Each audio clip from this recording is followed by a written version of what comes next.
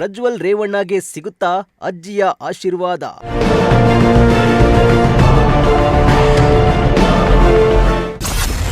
ಫೆರೋಲ್ ಮೇಲೆ ಹೊರಗೆ ಬರ್ತಾರಾ ಮಾಜಿ ಸಂಸದ?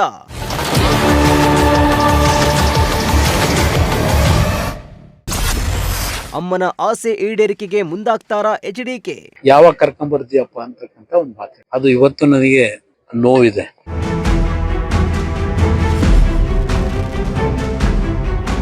ಎಸ್, ಲೈಂಗಿಕ ದೌರ್ಜನ್ಯ ಪ್ರಕರಣದಲ್ಲಿ ಹಾಸನದ ಮಾಜಿ ಸಂಸದ ಪ್ರಜ್ವಲ್ ರೇವಣ್ಣಗೆ ಜೀವಾವಧಿ ಶಿಕ್ಷೆಗೆ ಗುರಿಯಾಗಿದ್ದು ಕಳೆದ 1 ವರ್ಷದಿಂದ ಪರಪ್ಪನ ಅಗ್ರಹಾರ ಜೈಲಿನಲ್ಲಿ ಇದ್ದಾರೆ.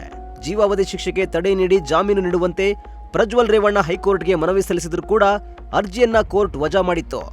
ಮಾಜಿ ಪ್ರಧಾನಿ ದೇವೇಗೌಡ ಅವರ ಪತ್ನಿ ಚೆನ್ನಮ್ಮ ಅವರು ಜುಲೈ 18ರಂದು ಅಗಲಿದ್ದು ಅಜ್ಜಿಯ ಅಂತ್ಯ ಸಂಸ್ಕಾರವನ್ನ ಪ್ರಜ್ವಲ್ ಜೈಲಿನಿಂದಲೇ ವೀಕ್ಷಣೆ ಮಾಡಲು ಅವಕಾಶ ನೀಡಲಾಗಿತ್ತು.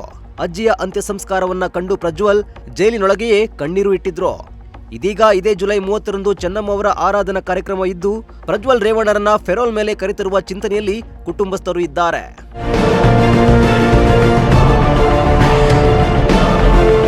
ಹೌದು, ಚೆನ್ನಮ್ಮರ ಆರಾಧನಾ ಮಹೋತ್ಸವಕ್ಕೆ ಪ್ರಜ್ವಲ್ ರೇವಣ್ಣರನ್ನ ಕರೆತರುವ ಪ್ರಯತ್ನ ಮಾಡ್ತಾ ಇದ್ದು ಫೆರೋಲ್ ನೀಡುವುದು ಕಾರಾಗೃಹ ಇಲಾಖೆ ಅಧಿಕಾರದ ವ್ಯಾಪ್ತಿಗೆ ಬರೋದಿಲ್ಲ. ಹೀಗಾಗಿ ಫೆರೋಲ್ ನೀಡಲು ಸಾಧ್ಯವಿಲ್ಲ ಅಂತ ಕಾರಾಗೃಹ ಇಲಾಖೆ ಸ್ಪಷ್ಟಪಡಿಸಿದ್ದು, ಆದ್ರಿಂದ ಕುಟುಂಬಸ್ಥರು ಕೋರ್ಟ್ಗೆ ಅರ್ಜಿ ಸಲ್ಲಿಸಲು ಪ್ಲಾನ್ನಲ್ಲಿದ್ದಾರೆ.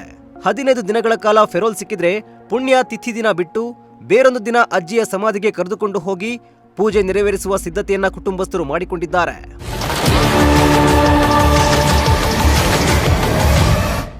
ಇನ್ನು ಜೈಲಿನಲ್ಲಿರುವ ಪ್ರಜ್ವಲ್ ರೇವಣ್ಣ ಅವರನ್ನ ಈಗಾಗಲೇ ಕುಟುಂಬಸ್ಥರು, ಸಂಬಂಧಿಕರು ಹಾಗೂ ಸ್ನೇಹಿತರೊಂದಿಗೆ ಒಳ ಸಂದರ್ಶನ ನಡೆಸಲು ಕೋರ್ಟ್ ಅನುಮತಿ ನೀಡಿದೆ.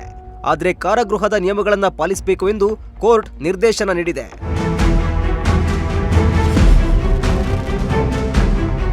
ಇನ್ನು ಚೆನ್ನಮ್ಮ ಅವರು ಅಗಲಿಕೆಗೂ ಮುನ್ನ ಹಲವು ಬಾರಿ ಅವನನ್ನ ಯಾವಾಗ ಕರೆದುಕೊಂಡು ಬರ್ತೀಯಾ ಅಂತ ಪದೇ ಪದೇ ಎಚ್ಡಿಕೆ ಬಳಿ ಹೇಳ್ತಾ ಇದ್ರಂತೆ. ಆ ನೋವು ಈಗಲೂ ನನಗೆ ಕಾಡ್ತಾ ಇದೆ ಅಂತ ಮೊನ್ನೆ ಚೆನ್ನಮ್ಮ ಅವರ ಹಾಲು ತುಪ್ಪ ಕಾರ್ಯದಂದು ಎಚ್ಡಿಕೆ ಭಾವುಕರಾಗಿದ್ರು.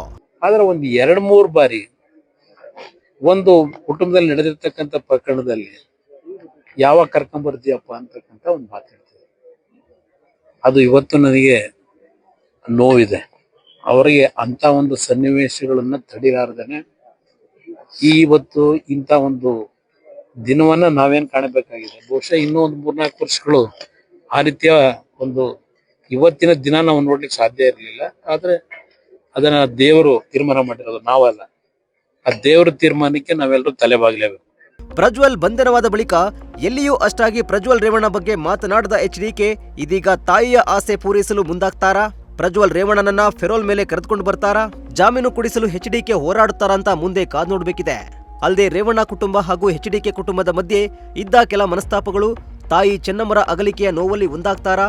ಈ ಮೂಲಕ ರಾಜ್ಯದಲ್ಲಿ ಮತ್ತೆ ಜೆಡಿಎಸ್ ವಿಕ್ಟರಿ ಕಾಣುತ್ತಾ ಅನ್ನೋದನ್ನ ಕಾದು ನೋಡಬೇಕಿದೆ. Bureau report, Prajashakti TV, Tumakuru.